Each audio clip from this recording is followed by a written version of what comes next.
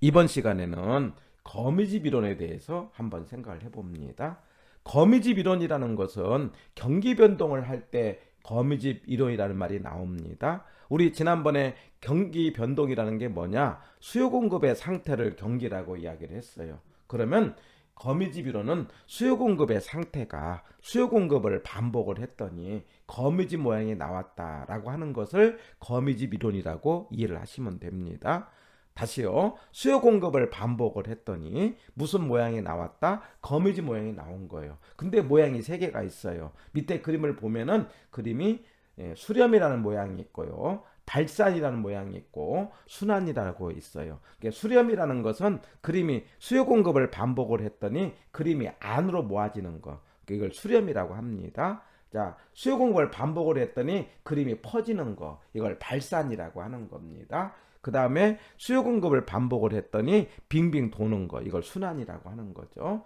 이렇게 세 가지 모양이 있는데 이 세 개 모양 가운데 기본은 안정 조건은 수렴을 갖고 이야기를 하는 거예요. 그래서 수렴을 갖고 이해를 하는데 그러면 왜 그림이 이렇게 빙빙 도면서 거미지 모양이 생기느냐? 핵심은요. 생산 기간에 있어요. 생산 기간.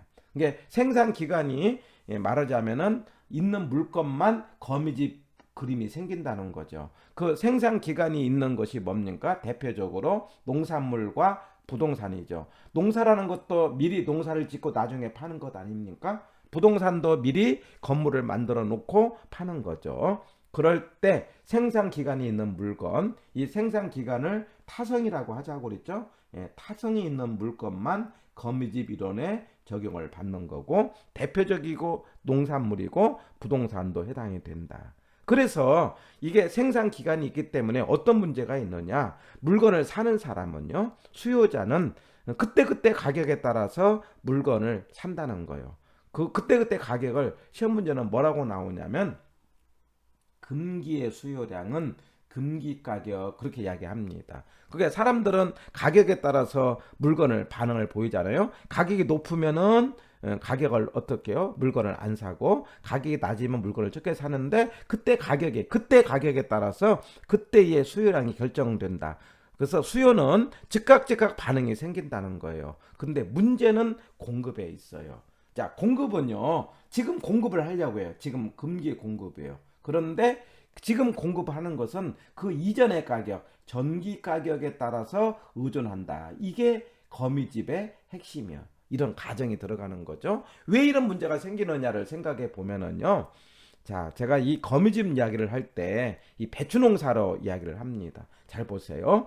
배추 농사는요, 여름에 농사를 짓고 가을에 수확을 하는 겁니다. 자, 근데 문제는 여름에 농사를 짓는 농부 입장에서는 얼만큼 씨앗을 뿌릴지를 모르는 거죠. 그래서 여름에 농사를 지어야 되겠는데 이 가정이 그럽니다. 여름에 가격이 배추 가격이 좋으면은 농사를 많이 짓고 여름에 배추 가격이 낮으면 농사를 안 짓는다는 거예요. 그런데 문제는 여름의 가격은 금기 공급량입니다. 여름의 공급량, 금기 공급량인데 그때 여름의 가격은 여름에 만들어진 가격입니까? 아니면 작년 가을에 만들어진 가격입니까? 작년 가을에 만들어진 가격이 여름까지 쭉 이어진 거죠. 그래서 여름의 공급량은 금기의 공급량은 작년 전기의 가격에 따라서 적용을 한다. 이 말이 핵심이에요. 이거는 농사도 그렇지만은 우리가 이제 부동산도 아파트 생각해 보세요. 지금 아파트를 많이 공급을 할 때 지금 아파트 가격이 좋으면은 이제 그 아파트를 많이 짓는다 이런 이야기예요. 그런데 지금 아파트 가격은 이전에 형성된 아파트의 가격이 되는 거죠. 그래서 금기의 공급량은 전기 가격이다. 그래서 가격이 좋았다고 하자 이 말이에요. 가격이 좋으면은 농사를 많이 지었다고 하자 이거죠. 그러면 가을에 어떤 일이 생깁니까? 농사를 많이 지으니까 가격이 폭락을 하는 거죠. 이렇게 폭락을 했어요. 그래가지고 또 내년에 가서 가격이 폭락하니까 농사를 적게 지었어요. 그랬더니 가격이 또 폭등을 합니다. 이렇게 반복을 하면서 무슨 모양이 생긴다? 거미집 모양이 생긴다라고 하는 거죠.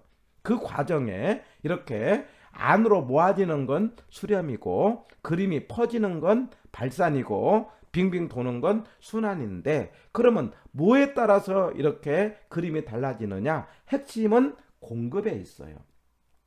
공급에. 그래서 밑에 세 개 그림의 공급을 잘 보면은 수렴일 때는 공급 곡선이 서 있어요. 서 있다는 것은 비탄력이에요. 비탄력이라는 것은 만들기가 어렵다는 거예요. 그럴 때는 즉각 반응을 보이지 못하기 때문에 안으로 모아지는 형태가 생깁니다. 자, 그런데 누워있는 거는 발산이에요. 예, 발산은 퍼지는 겁니다. 누워있을 때는 퍼지는 거고요. 그 다음에 이제 순환은 수요와 공급의 기울기가 같은 경우입니다. 결과적으로 핵심은 공급인데 그래서 공급 곡선의 기울기가 수요 곡선의 기울기보다 클 때 이게 핵심이에요. 그래서 공급의 기울기가 크다는 것은 비탄력이다. 그래서 이걸 뭘로 기억하느냐? 공급이 비탄력일 때 수렴이다. 자, 공비수. 거미집은 공비수라는 단어 하나 딱 기억하시면 해결되는 겁니다.